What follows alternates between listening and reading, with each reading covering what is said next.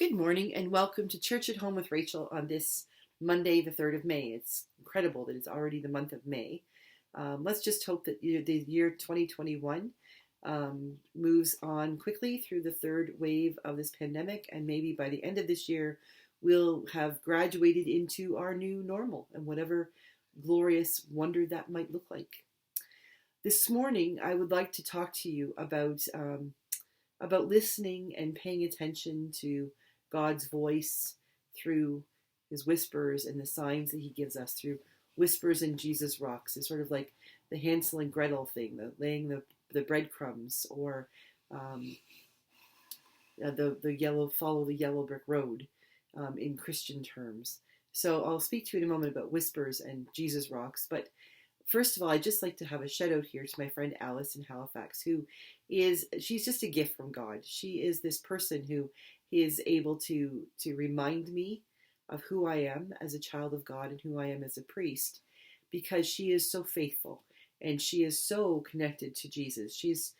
She is probably the one person I know who is still alive that I've really gotten to know and is really connected, that she really has a living, breathing relationship with Jesus Christ. And that's an incredible gift to me. And I think it's probably an incredible gift to her church as well. She was in my congregation in Halifax, and she certainly was then. And I imagine she still is now. A week ago, Saturday, so 8 days ago, I guess, I was talking to Alice. We have this wonderful thing called we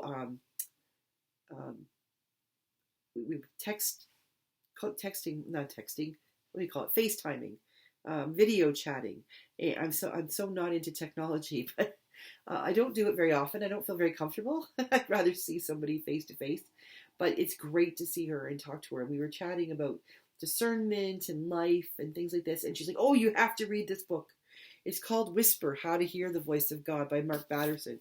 So she's so convincing. I went right on Amazon as soon as we hung up the phone, or like we finished our chatting, and I ordered it, and it came yesterday afternoon. And I started reading it before I went to bed last night, which is just not a smart thing to do because I read novels before I go to bed, so if I fall asleep, it doesn't matter. I was so tired, but I read through the forward in the first chapter last night, and it was just a breath of fresh air. Talking about the author is talking about how God speaks to us, and it's often in a whisper, and that we need to listen for that whisper. And it's reminding me of, that when God spoke, I think it was Elijah, that he put him in the cleft of the rock. With Moses, he put him in the cleft of the rock and passed by him. But this idea that God speaks to us, God indeed does speak to us in the thunder and the lightning, in the loud, big voices. But quite often, it's in the silence, in the tiny, tiny sounds that we have to strive to listen to. And the thing that the author seems to be saying right at the beginning of the book is that the reason that God will speak to us in whispers, is because when someone whispers to us, it's an intimate moment. If someone's whispering, we have to really stop listening to the rest of the world. We have to lean our ear in close to their mouth so we can hear what they're seeing. And their whisper comes from their breath, not from their larynx or their vocal cords, but from their breath.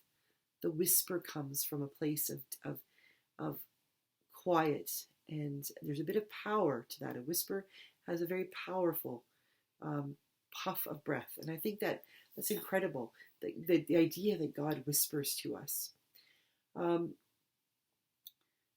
Lately, as you know, if you've been watching these installments for a while, I've been doing a lot of talk about discernment, discerning who I am as a priest, discerning who we are as Christians, discerning what our role is in this pandemic. What is the role of the church going to be post-pandemic? That's all part of discernment. And so listening for God's voice that's the top part of discernment. If we are really discerning, we want to be listening for what God is calling us to do. What is God saying to us? What is God calling us not to do? When is God telling us, get up and get moving? And when is God telling us just to sit down and slow down and stop for a minute and let things catch up, or let us catch up? The importance of listening for God's voice. But there are also ways that God speaks to us, I think, that aren't oral Ural, I think that they're things of sight, and things like stepping stones or things like this. This is a Jesus rock. It says, it says, believe God's love. It has a cross at the top. And this one was made for me by my sister and her daughters, my nieces, Victoria and Danielle. They made several for me when I moved from Halifax to Round Lake. And then they came with me, of course, from Round Lake here to Wainwright. But they remind me, these Jesus rocks, I've got them all over the house because I've got them from folks in Halifax and other things and other places. And these remind me that they are like little stones, little things that we catch sight of that tell us, okay, the next step is here. There's something exciting about sort of going on a treasure hunt, or on what do they call that when you go hunting for things? I know there's geocaching now, but there's something that we used to do long before geocaching happened. A scavenger hunt. I already said that, didn't I? Okay, well, it doesn't matter. The point being that when we go looking for something or we're heading out someplace, if we're intentional and we know that we're looking for something, we keep our eyes open, we keep our ears open. We're looking for certain things that are going to give us direction. So if you're going to go to a new city and find a new place, say for instance, you're going to go to Edmonton, to the West Edmonton Mall, and you've never been there before, you might go on your phone or on the internet or pick up an old-fashioned map and figure out what are the landmarks or what roads do I have to take, and you watch the signs. You look, okay, you take that road, exit here or exit in 2 kilometers, and you follow the signs to get to where you wanted to go. And that's wonderful when you know what your specific destination is. But what happens if you don't know what the destination is? What happens, and that's the difference between having a purpose and a map, and you're making a plan, and having discernment, because discernment does not mean that you know definitely where the end is. What is your final destination? Or where is the destination you're heading on this part of your journey? That's the whole part of discernment, is it's not so cut and dried. It takes listening and watching for signs and interpreting things. Interpreting things so that you can figure out where the next step is. Because quite often in discernment, we don't know where we'll end up. That's the point. I do think sometimes in discernment that you do know. I think that part of my discernment to become a priest started in a process in my first year of my Master's of Divinity degree at Huron College in London, at the seminary. It began as a process of discernment in which I didn't know where God was calling me. I had no idea. So I was just sort of making decisions as I went and praying and thinking, okay, is this where God's calling me? If it felt like, yeah, this is it, I'd take the next step. By the time I got to second year, I had a pretty good sense that the end result of this particular leg of the journey would be ordination. But there were still moments of discernment in that. Would that ordination equal working as a chaplain in a hospital or a prison? Would it mean being a parish priest or something different? I knew I had a good sense that ordination to the priesthood would be the end result of that particular leg of the journey, as I said. But I had to discern the pieces, that the pathway between where I was and getting there. That discernment takes the ability and the desire and the willingness to pay attention to the signs of the times, to pay attention to the ways that God is speaking to us.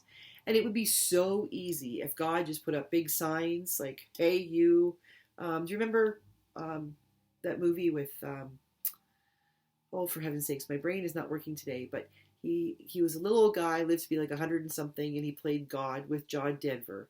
And God was trying to give John Denver signs, and eventually it rained in his car. It would be so much easier if, God would just say, hey, here's your sign. It's not going to happen. That sounds like a Bill Engvall joke. Doesn't happen very often. I guess sometimes it does. But more often than not, the signs that we get from God are a bit more subtle. They're a bit more of a whisper. They take a little bit of work. We have to slow down. We have to listen. We have to allow ourselves to be intimate with God so we can put our ear right there where God is whispering so that we can hear what God is saying. We have to listen for the whisper. and we have to listen for how we might hear the voice of God. And there are many, many ways, but listening for that whisper. Part of it too, again, is following the signs, looking for those Jesus rocks, those little symbols that God is sharing with us throughout our journey that tell us where we're going. And that means we have to keep our eyes open, because sometimes those Jesus rocks will be those symbols, those signs of where next, will be planted on the ground in front of our feet. And they'll be, some of them will be obvious to see. We'll stumble upon them, or we'll see them and think, okay, hey, there's a sign. This is where I go. Some of them might be planted in the crook of a tree, up on a limb, where if we're looking up, we'll see them. If we're looking down, or if we've got our eyes closed, we won't see them. God does not speak to us in ways, I find anyway, I might be wrong, but I find that God does not speak to me in ways that are completely obvious. It's kind of like God wants to play with me. And not play with me the way a cat would play with a mouse, but play with me the way my dog Dude plays with me in his frisbee. He'll come and he'll drop the frisbee at my feet, and he doesn't say to me, this means I want to play, Mummy. It means it's a symbol to him. He's done that, and that's his way of speaking to me to say, okay, let's play. I'm supposed to throw the frisbee. And then he brings it back. I never have to chase him. He brings it back. I don't think that we will ever have to chase God, that God will hide the signs from us. I think that if we can't see the sign right now, two things might be happening.